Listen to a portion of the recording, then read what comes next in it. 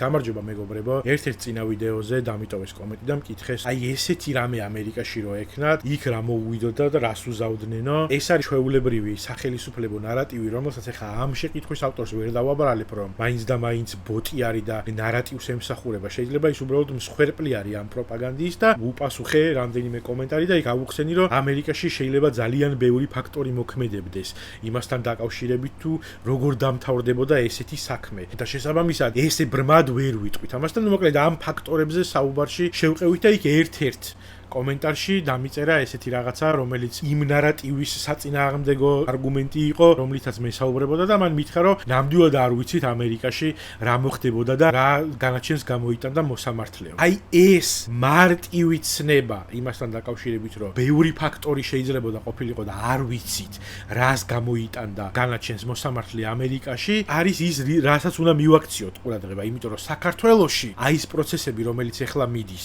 სინდისის პატიმრების თუ ნებისმიერი ოპოზიციური ლიდერის, ჩვენ უკვე ვიცით რა განაჩენს გამოიტანს სასამართლო და ყველამ ძალიან კარგად იცის, რომ ამ შემთხვევაში სასამართლო იმის ინსტრუმენტი კი არ არის, რომ ობიექტურად დაადგინოს ვიღაცის დანაშაული კანონის ფარგლებიდან გასვლა, ან შემოსვლა, ან გადამეტება. ამის ინსტრუმენტი კი არ არის სასამართლო, არამედ ინსტრუმენტი ამ ხელისუფლების ხელში იმისთვის, რომ რაც შეიძლება მეტად გამოიყენოს რაღაც ბერიკეტები თავისი მოქალაქეების დასაჩაგრად. ამიტომ მე მინდა რომ ზოგადად გავამახვილო ყურადღება ამერიკაში და იქ რო ხდება ეს ამ თემაზე ბევრი მისაუბრია. თქვენ შეგიძლია ნახოთ ჩემი ვიდეო, რომელშიც ვსაუბრობ იმ თემასთან დაკავშირებით, რომ ერთ შტატში ბურიტო სენდვიჩად ითვლება და მეორეში არა და ზოგადად ამერიკული პრაქტიკა და ამერიკული სამართლებრივი სისტემა განსხვავებულია. ასევე ვისაუბრე მაგალითად გერმანიაში და ირანში არსებულ კანონზე, რომელიც ერთი და იგივე ჩანაწერია და რელიგიური გზნობების შეურაცხყოფას კრძალავს, მაგრამ იქ ჩამოგახშობენ და აქ ციხეში ჩაქსვავენ, ან შეიძლება სასამართლომ საერთოდ სხვა განაჩენი გამოიტანოს. ხელისუფლებო შტოები არის განცალკევებული და ერთმანეთს აბალანსებს იმისთვის, რომ მოქალაქე არ დაიჩაგროს. აი ეს უნდა იყოს დაცული ამ ყველაფერში და ჩვენ ვხედავთ, რომ ამ შემთხვევაში, როდესაც ის კი არ არის მნიშვნელოვანი, რას უზამდნენ მზია ამაღლობელს ამერიკაში, იქ რა პროცესი იქნებოდა იქ და ოლქის დონეზე რა პოლიტიკა შეიძლება და ყოფილიყო შტატის დონეზე რა პოლიტიკა შეიძლება და გატარებულიყო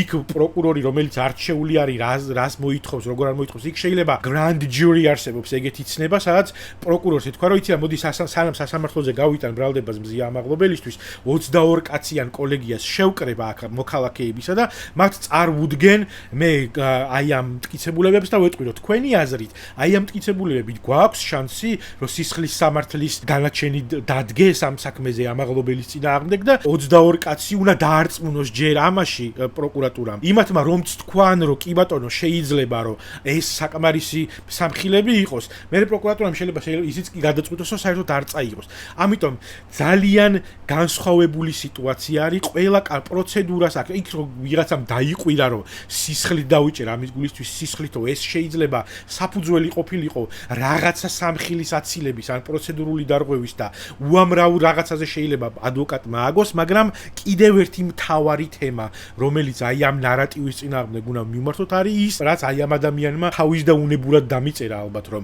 ჩვენ არ ვიცით რა გადაწყვეტილებას მიიღებდა მოსამართლე ამერიკაში, როგორ წარიმართებოდა სასამართლო პროცესი ამერიკაში, არ ვიცით ჩვენ. მან როგორ წარიმართება, როგორ იმართება და როგორ დამთავრდება, იქ ყველაფერი ვიცით და ჩვენ ვხედავთ, რომ საკანონმდებლო ორგანო იღებს კანონებს იმისთვის, რომ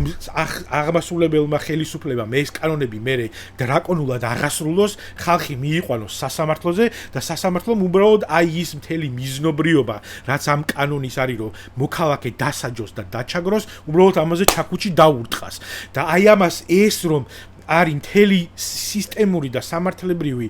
დევნა საკუთარი მოქალაქეებისა, ეს უნდა აწუხებდეს ნებისმიერ მოქალაქეს და არ არის საჭირო მაგისთვის, რომ ნაციონალი იყო. ანუ ზოგადად არსებობს იმის საშიშროება და არათუ საშიშროება, არამედ ფაქტი. ჩვენ ვხედავთ, რომ მოსამართლე იმდენად გათავხედებული არის და სისტემა ამ შემთხვევაში მისი სახით იმდენად გათავხედებული არის, რომ ადამიანებს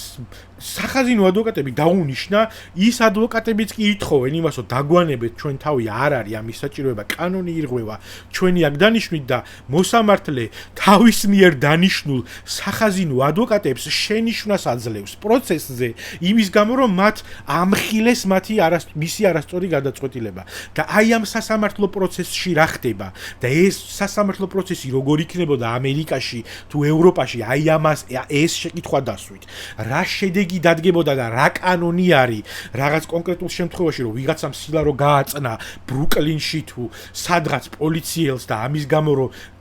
ხელბორკილები დაადეს და რო წაიყვანეს, მერე რა მოხდება? მაგაზე ისაუბრეთ და ეგ იკითხეთ და მაგას შეხედეთ, მან რა ხდება და რატომ ხდება, როგორ არის ჩართული აი ამ უსამართლობის ჯაჭვში და მანქანაში ხელისუფლების აბსოლუტურად ყველა შტო. აი ამას მიაქციეთ ყურადღება და მე დავუსვით თქვენ თავს შეკითხვა, რომ თუნდაც ამ ხელისუფლების ამომრჩეველი და მხარდაჭერი ადამიანები, თქვენ კმაყოფილი ხართ იმითი, რომ თქვენი რჩეული ხელისუფლება ესე ბოროტად იყენებს თავის რესურსს, თავისი მოქალაქეების წინააღმდეგ და თუ რამე კანონი ან ნორმატიული აქტი არ მოწონს, იმას ირგებს საკუთარ თავზე. ანუ ეს მოსაწონი სისტემა არის და ეს სამართლებრივი სისტემაა, რომელიც უნდა შეადარო იმას ამერიკაში რა მოხდებოდა?